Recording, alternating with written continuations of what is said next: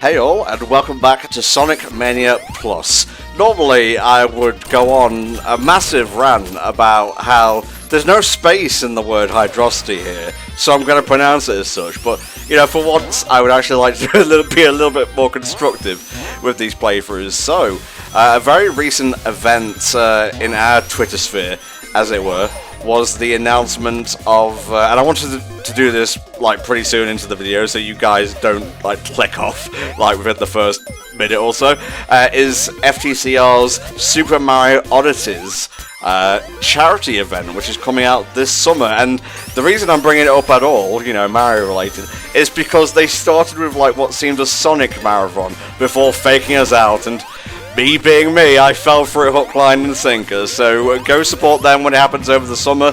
I'm not sure if it will be happening before or after HFC's Adaptathon, but hey, they're raising money for diabetes research, we're raising money for the kids, so they're all good causes, all good groups. And also, to be fair, why would you do a Sonic marathon when there's no new Sonic game to make the most of? Because I mean, it's not like Sega really seem to care about the blue blur at the minute, so why should we?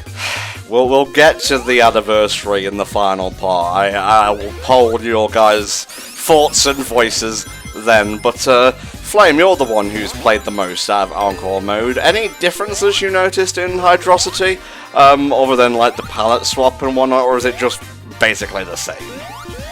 Hydrossity. But also it's basically the same. Okay, that's fair. How do you feel about Ray in terms of gameplay and whatnot? Because you haven't really mentioned it that much. Well, I did briefly mention this when we were in Stardust Speedway, but the thing that I really like about Ray is that there is quite a high skill ceiling. So, whereas that's always been a thing with classic Sonic, because, you know, people get good at it and they can pull off really cool tricks and shit. But because Ray has the element of flight as well, and it's a much more flexible kind of flight than what Tails has, you know, you can do some really cool shit with him. As a character, I like him a fair bit, even if he is just like the sort of, you know, slightly taller Tails. He's cute, and that works for me. Well, a couple of things. Number one, he can't fly, he glides, so, you know. He floats through the air, close enough. Just because Tails has like a time limit and gets fucking tired because he doesn't practice his... God, I hope they're not Kegel muscles. Jesus Christ. Anyway, segueing into Ray, Sonic Mania Adventures. Yes, we did watch that a little while ago. I don't actually remember much. Was Ray directly in that? I remember mainly the fun stuff with Knuckles and whatnot and Metal Sonic. Ray was in it, Mighty was in it as well. Ray and Mighty appeared at the same time, I guess to advertise Plus. Yeah, pretty much just a tie-in thing. But when I think of adventures, I mainly think of that one really cute Christmas one that I think they did, you know, with Metal Sonic and Amy. Yeah, that was great. Yeah. Here he come. Just the idea of Eggman, like, finally having enough and like, you know, I'm just gonna nuke Sonic. Have this. Yeah, although what made me laugh for that moment there was Tails was in place just ducking down, like, quiet, don't let him see me, and then Ray was late, he's just like jumping in right in front of him. Oh man, I hope they adapt this boss fight for the second Sonic movie. Well, I mean, speaking of Sonic movies, I'm pretty sure that it was announced today that Jim Carrey has actually won an award for his appearance as Dr. Robotnik. Really? Yes, it's something like, oh yes, that's it. Best Villain in a Movie in the inaugural Critics' Choice Super Awards, apparently. Cool. That is kind of a surprise given the kind of role it is, but then if you look over last year, there hasn't really been much to pick from. I mean, yes, it is one of those situations, slightly, but with that said, I do think that he did do a very good job in the role. Unfortunately, Sonic did lose out in terms of Best Superhero Movie. It lost to The Old Guard on Netflix, although to be fair I didn't really hear very good things about The Old Guard, so questionable.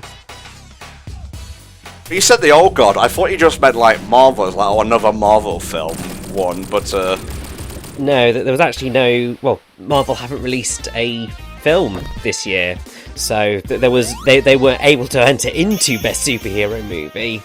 I bet Kevin Feige is just like disintegrating by the second. So, unfortunately, Jim Carrey and Ben Schwartz, who voiced Sonic, both lost out in Best Actor in a Superhero Movie to Ewan McGregor in Birds of Prey. But obviously then, yeah, Jim Carrey won Best Villain in a movie, so good on him. I guess, like, barring a full movie con, we can just talk about our experiences with the Sonic movie here, because, you know, it's going to be Hydrossity Zone for the next few minutes. Flame, how do you feel Ben portrays Sonic? Do you like how Sonic was portrayed in the movie? What's your opinion on Jim Carrey as Eggman, and just, like, the movie as a whole? Ben Schwartz's voice as Sonic, like, it's okay, but it's like I associate modern Sonic's voice with Roger Craig Smith so much these days that Ben Schwartz's take just sounds like different enough to feel a bit off. And like, given the material he was working with, he did his job like about as well as he could have. I just, you know, I don't really think that was the right casting. You're saying a lot of non-criticisms there, Flame. It's more like, you know, I realised that... Trying to get out of actually giving a proper opinion and whatnot.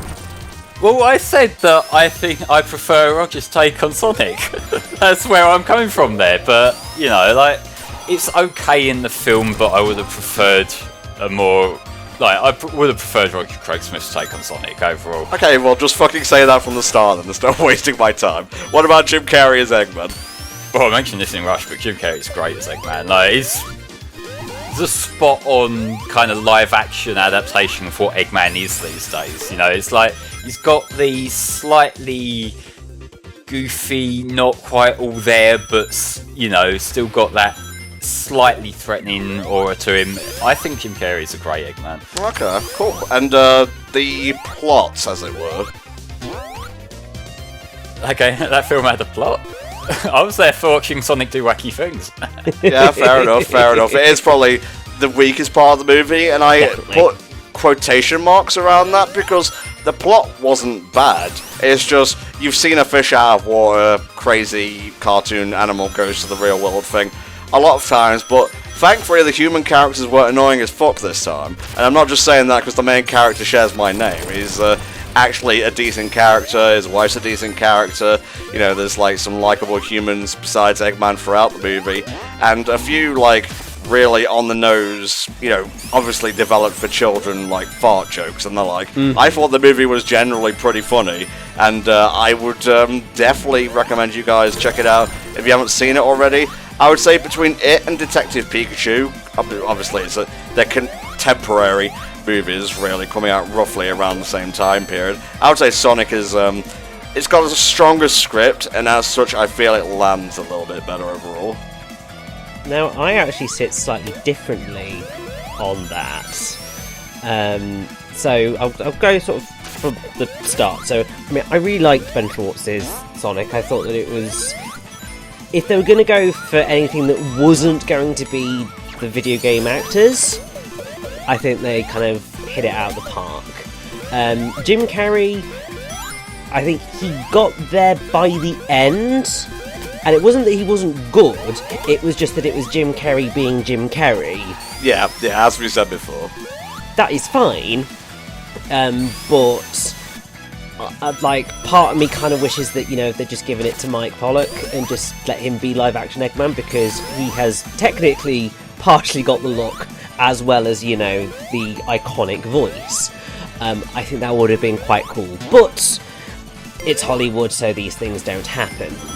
You know, it's funny you say that Mike should be in the movie, because Gary Chalk is actually in there, and he was Robotnik for Underground. Ah, that was quite cool. So yeah, so there's things like that. I think in terms of plots, definitely, yeah, the weakest bit of it was okay plot-wise, it was serviceable, it was an inoffensive kids' film plot, but it was surprisingly funny. Yeah. I wasn't expecting any of the humour to land, but there were actually a few decent jokes, and, you know, emotionally it sort of landed as well, which was definitely far more than I could have hoped for from it. I was going in thinking, oh god, it is going to be Drek, and came out thinking, oh, actually. But the reason that I would say that I think Detective Pikachu is the better of the two films is because it is a much more effective representation of the games/universe that it is adapting. Okay, that's fair. Because the Sonic movie it uses the characters of Sonic and some of the key elements of the franchise, but in ways that they have never really been used before. Sonic X? Ish. It's particularly the games, which are the main thing that most people go for whenever they're talking about Sonic. So there's not really sort of much there that is properly games side, whereas Detective Pikachu does pay much more reverence to its source material. I think also the overarching sort of plot and characters of Detective Pikachu were stronger. I disagree. But that's where you get into. It's a taste thing, really, because it's sort of what do you find funny, and what do you relate to, and that's sort of where you start getting into those more complex elements of taste, and what works for somebody might not work for somebody else, and that's just the way it is. Yeah, for sure, mate, for sure.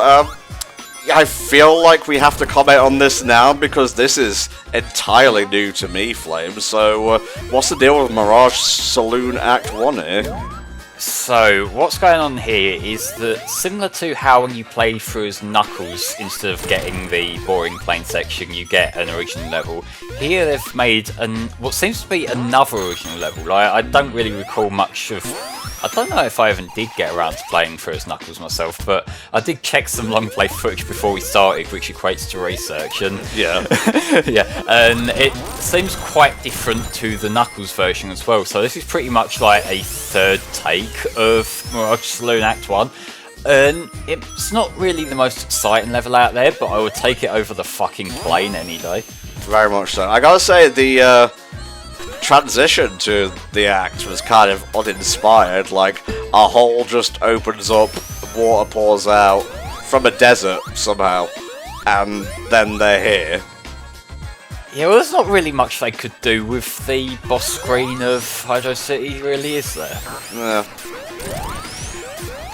But, like, this I am noticing now from, like, the weird layering of, like, the top route and bottom route on the section we were just on is one of the things that's standing out to me as the problem from the scrap clockwork zone that we saw from the Sonic 1 alpha, in that there's elements of foreground and background that are the same colour in certain areas. That's like one of those big, like, graphic design faux pas, and I realise here it's kind of inevitable when they're trying to do the desert thing. Yes. But god, I feel like that fucking Clockwork Zone look, like the original Scrap Brain, that you kind of have to see it to believe just how fucking hideous it was. I mean, I gotta say, this kind of sticks out like a sore thumb next to other levels in Mania. This feels more like, I want to say, a Knuckles Chaotic stage more than anything. Maybe a little bit. It's actually got a bit, like, I know when this came out and people were looking at the Knuckles version, everyone was comparing it to the Desert Dazzle screenshot that we saw from the CD remake. That never came to be. It seems like they were repurposing some assets there. Maybe not explicitly like one-to-one, but it's like there's clearly some ideas from that have carried over here. And what's sticking out to me in particular is just like the look of like the square tiles and that colour palette transition there. I love that so much. Yeah, that's pretty cool. That's the sort of thing I like with these retro-inspired games, where they're clearly going for a similar art direction as the classic games, but they do bend the rules here and there, just to do things that the Mega Drive can't. Yes, here's the Gigalopolis boss. Sonic Chaos, baby! This is another thing that's different between this version and the Knuckles version. In the Knuckles version, that boss took place inside, whereas here we're out on the open desert air. Well, in the original, it took way too fucking long. That too, but... Yeah, we did it. Why are you in a bubble, Tails? Why am I talking like Sonic? God, I love this colour scheme so much. This is very much a Vaporwave kind of look that they're going for it. You know, that sort of faux nostalgia thing that actually works really well for something like this. No, Sky's not here, but he's probably vibing somewhere. Yeah, like this kind of colour scheme and type with Sonic himself. Like, Sonic is one of the sort of idols of that particular culture as well, because he is like peak 90s culture, isn't he? So it just kind of all comes together here. Yeah, I won't be surprised if it turns out that, like, the leading minds of the 90s created Sonic as, like, a digital fail-safe in case anyone begins to forget that decade. Yeah, Sonic's like some preservation orb or something. This is, at least from what I remember, this is pretty much like a closer take of what Sonic does, but it transitions so seamlessly from the first act that I don't actually mind that. That's fair. Okay. I got nothing.